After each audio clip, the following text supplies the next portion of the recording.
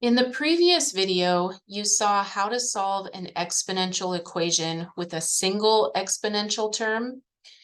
In this video, we're going to look at solving exponential equations of the form a to the f of x equals b to the g of x.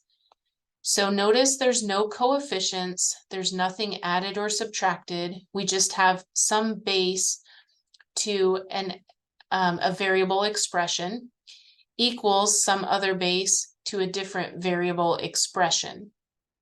So using the same variable, but different expressions in the exponents. To do that, you want to take the log or natural log of both sides, and then use the power rule to bring each exponent down in front. And remember, the power rule is if we have log base b of m to the k power, then you can bring the k down in front. So this would become k times log base b of m. So you can bring the exponent down in front of the log. Once you've done that, go ahead and solve for your variable. So in our practice problems, we're asked to solve for x. First, write an exact answer using either base 10 or base e logarithms. So remember, base 10 is our common log. That's the log. Base e is our natural log, which is the ln. Then give a rounded answer, rounded to the nearest thousandth.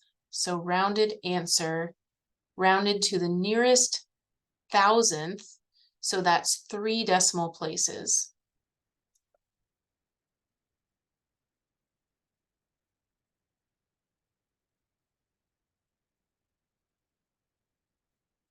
All right, so let's go ahead and apply these rules to this example. We have 13 to the negative 7x equals 9 to the negative x plus 4. So I'll start by applying log or natural log on both sides. Doesn't matter which one I choose, my answer will be equivalent. So let's say I do natural log. So I'll do ln parentheses 13 to the negative 7x, close my parentheses, equals natural log parentheses 9 to the negative x plus 4. Close your parentheses. All right, now comes the power property. That negative 7x will drop down in front on the left side of the equation. The negative x plus 4 will drop down in front on the right side of the equation. Because I have this addition in the exponent here, I will need to make sure to put parentheses around the negative x plus 4 to show that the whole expression is being multiplied by the natural log of 9. So this will be negative 7x natural log of 13 equals parentheses negative x plus 4, close parentheses, natural log of 9. All right, now the goal here is to get x by itself. So this is a little complicated because we have x in more than one spot, but natural log of 13 and natural log of 9 are just constants. So I'm just going to treat this the exact same way that I would if I was dealing with any equation involving constants. So I'm going to start by distributing so that I can get rid of the parentheses. So I'm going to distribute the natural log of 9. And so now this becomes negative 7x natural log of 13 equals negative x natural log of 9 plus 4 natural log of 9. And remember, natural log of 9 is just a constant. I want to get all of my variable terms on one side, so I can combine like terms. So I'll have negative 7x natural log of 13. I'll add x natural log of 9 to both sides.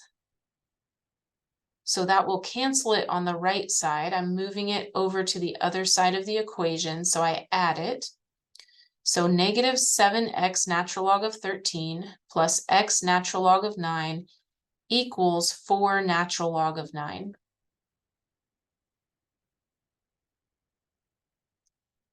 All right, and now I'm going to factor the x. So if I factor x, then I'll have x out front. The first term will be negative 7 natural log of 13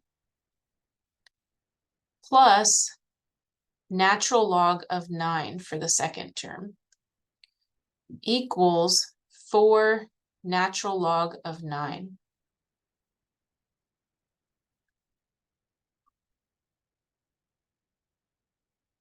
Okay, and now the last thing I need to do is just divide by this constant that's multiplied to the x. So let me grab a different color here. And I just want to go ahead and divide both sides. So I'll divide the left side by my negative 7 natural log of 13 plus natural log of 9. And I'll divide the right side of my equation by that same thing, negative 7 natural log of 13 plus natural log of 9. And so over here on the left-hand side, those will cancel and just leave me with an x. So I end up with x on the left equals 4 natural log of 9 divided by negative 7 natural log of 13 plus natural log of 9. So this would be my exact answer. And I could have had the log, the common log, instead of natural log, as long as that is in all the places where you had the ln, your answer would be the same. So this is the exact answer that you would put for the first part where they ask for the exact answer. Then they say do an approximate answer rounded to 3 decimal places. So you actually want to put that into the calculator. You'll do 4 natural log of 9 divided by negative 7 natural log of 13. And when you're putting them in the calculator, make sure you close the parentheses around the input of each log, the argument of each log. And then in the denominator still, I have plus natural log of 9. And they say round to 3 decimal places, so I have negative 0.558. So I'll come over here and I'll say my approximate answer is negative 0.558.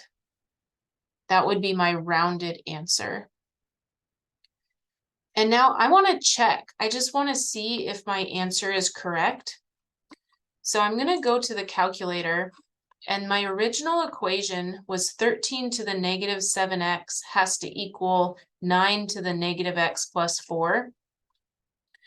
I'm going to use the non-rounded answer, so the answer that my calculator gave, but out to as many decimal places as I see in the calculator. So I'll do 13 to the power, and then I'm going to put parentheses around my exponent, negative 7 times negative 0.5577624886. So the entire decimal that I see when I calculated my log answer.